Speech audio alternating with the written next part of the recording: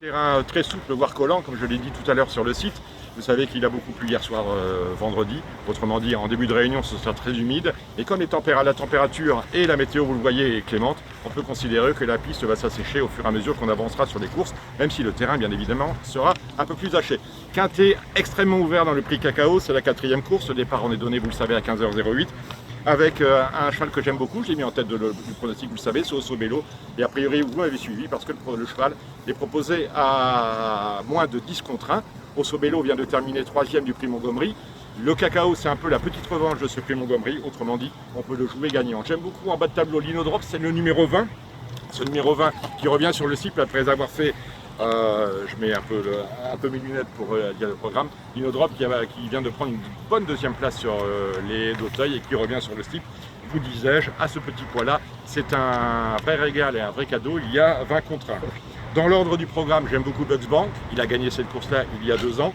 J'aime également Adieuva, s'il reste debout, parce que c'est un cheval extrêmement fautif, on le sait, mais il vient de très bien courir dans le Montgomery. Il a terminé 4e à très belle cote. Marvel Fly, la forme chaillé, c'est le numéro 12. On n'oublie pas non plus le 15 Ustrabal, c'est la favorite. Il y a près de 7 contre 1. Et le 18 Policy Jumper, très chuchoté ici sur les programmes d'Auteuil. Vous savez à peu près tout dans cette 4e course. D'autres chevaux à suivre. Dans la première course, on n'oubliera pas la candidature du Macaire qui devrait faire feu de tout bois cet après-midi. Walk Sibo, qui est monté par Barbara Guéné, la compagne de Guillaume Macaire dans la vie. C'est le favori.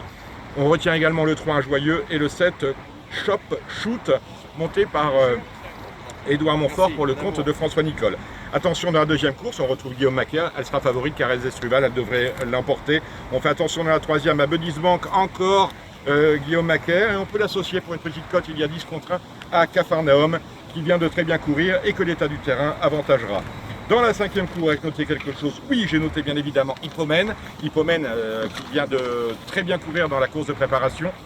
Et on peut tenter un petit pari spéculatif avec le numéro 4 Fumeur qui sera avantagé à la fois par le terrain très souple et par l'allongement de la distance, 4800 mètres, c'est vraiment son truc. Dans la 6e course, attention au numéro 2 Polugas entraîné par Dominique Bressou. On peut lui associer dans un 2/4 le 13 de Jeannot de Nonan, c'est intéressant. Et dans la dernière, course extrêmement ouverte, c'est la 2e épreuve du handicap, je pense.